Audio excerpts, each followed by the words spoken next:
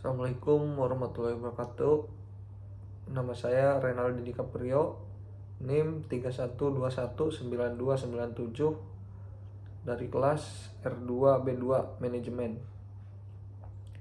Di sini saya akan menjelaskan tentang 7 prinsip manajemen mutu, kebijakan mutu, dan syarat kebijakan mutu.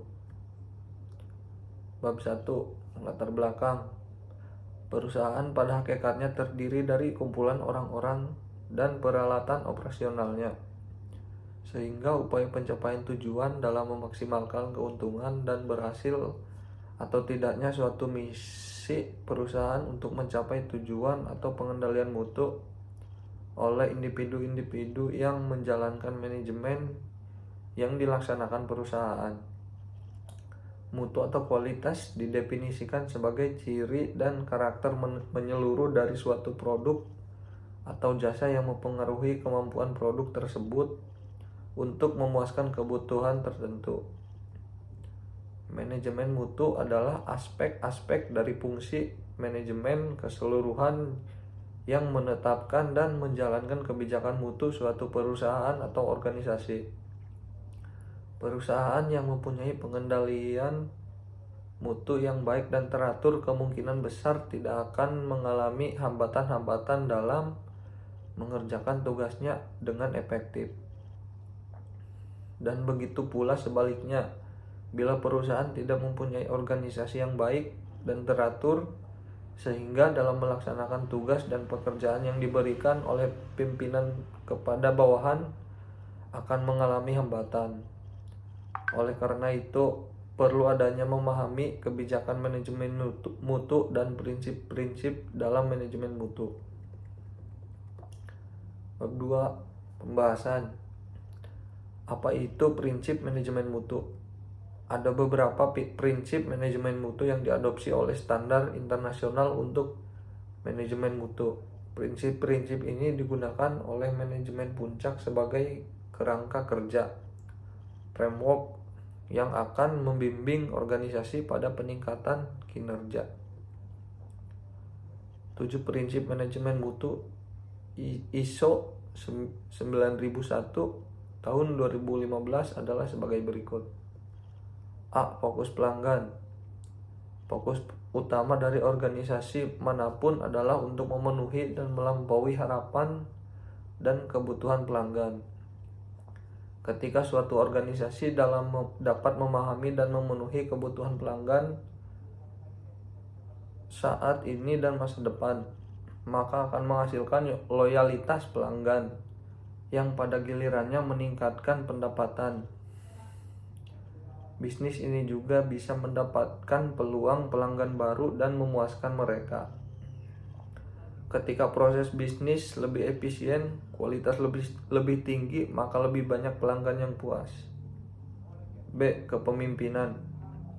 Pada proses manajemen, hal yang berkaitan dengan kepemimpinan sangat disoroti. Kepemimpinan yang baik menghasilkan kesuksesan organisasi.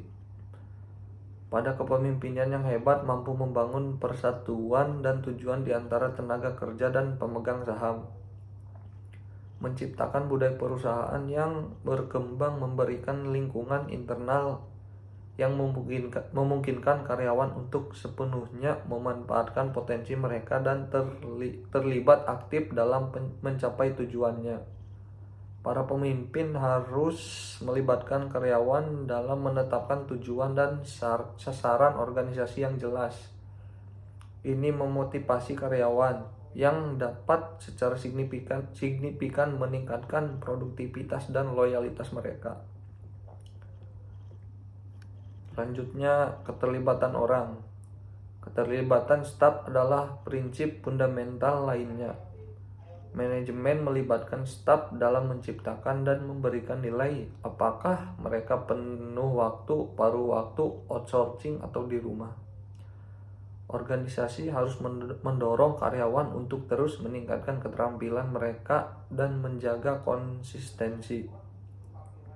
Prinsip ini juga melibatkan pemberdayaan karyawan, melibatkan mereka dalam pengambilan keputusan dan mengakui pencapaian mereka. Ketika orang dihargai, mereka bekerja dengan potensi terbaiknya karena hal itu meningkatkan kepercayaan diri dan motivasi mereka. Ketika karyawan sepenuhnya terlibat, itu membuat mereka merasa diberdayakan dan bertanggung jawab atas tindakan mereka. D. Pendekatan proses. Pada pendekatan ini menekankan pada pencapaian efisiensi dan efektivitas dalam proses organisasi.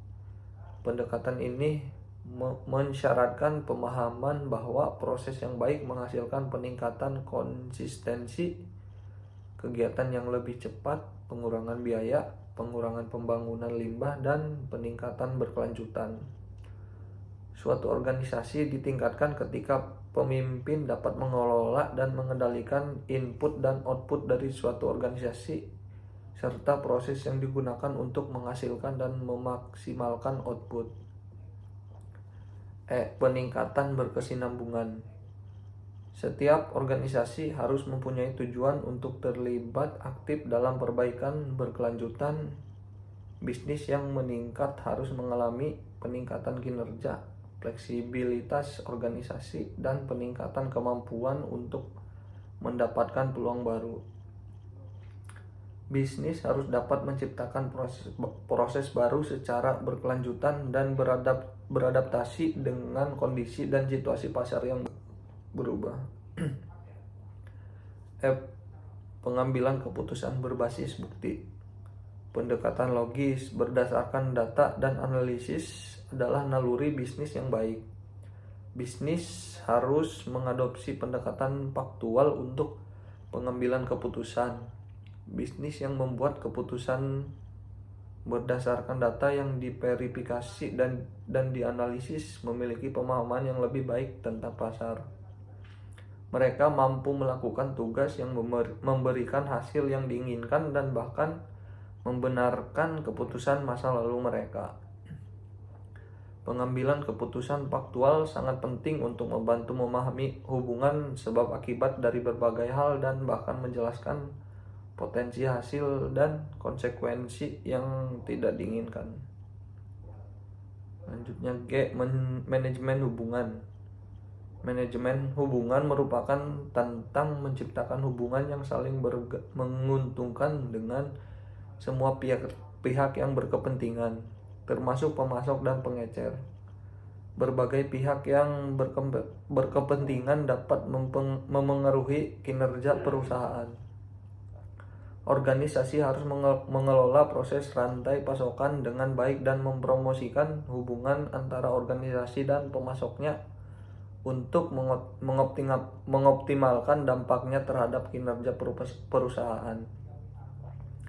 Ketika suatu organisasi mengelola hubungannya dengan pihak-pihak yang berkepentingan dengan baik, maka lebih mungkin untuk mencapai kolaborasi bisnis yang berkelanjutan.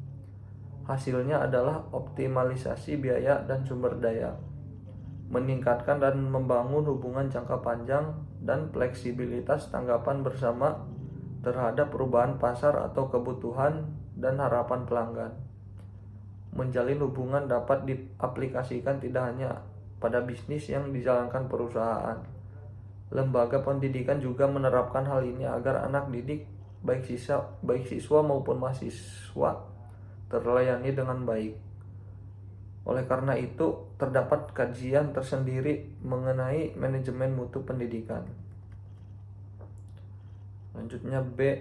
Apa yang dimaksud dengan kebijakan mutu? Salah satu dokumen wajib ISO 9001 tahun 2015 adalah kebijakan mutu. Dalam sistem manajemen mutu, kebijakan mutu adalah dokumen yang dikembangkan oleh manajemen mutu untuk mengekspresikan arahan manajemen puncak sehubungan dengan mutu. Kebijakan mutu harus sesuai dengan konteks dan tujuan perusahaan dalam mendukung keputusan strategis untuk mengelola kualitas produk dan layanan. Dalam dokumen kebijakan mutu berisi pernyataan yang dibuat oleh manajemen puncak tentang komitmen mereka untuk mencapai kualitas sebagai hasil dan operasi perusahaan. Kebijakan mutu merupakan hasil dari pertimbangan yang cermat dan akan tujuan organisasi, konteks, arahan strategis, dan dasar untuk sasaran mutu. Lanjutnya C. Syarat kebijakan mutu.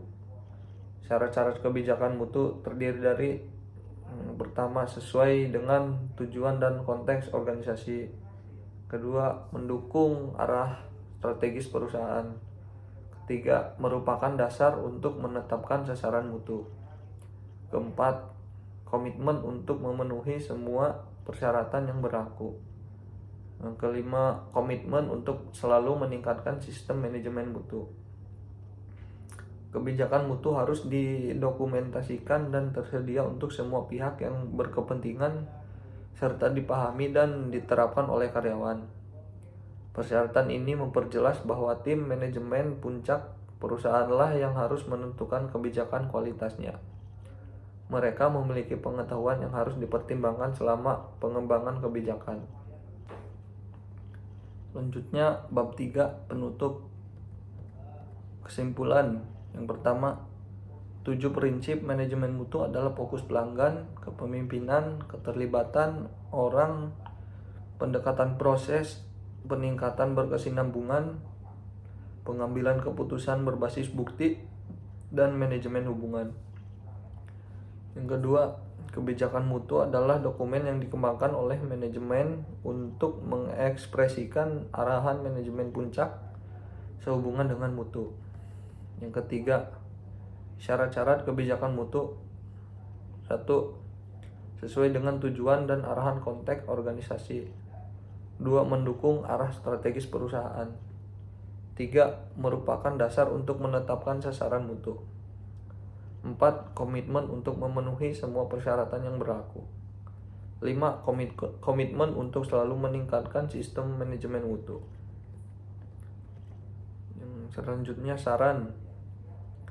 sarannya perusahaan harus tanggap dalam membuat solusi jika ada hambatan dalam aplikasi manajemen mutu.